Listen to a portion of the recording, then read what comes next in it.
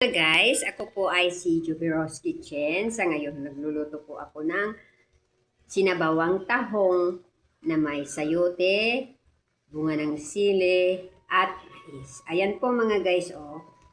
Masarap siya. Ginisa ko sa bawang sibuyas. Tapos, nilagay ko yung mais, sayote, tahong. Ayan po mga guys. Tsaka nilagyan ko ng nor cubes.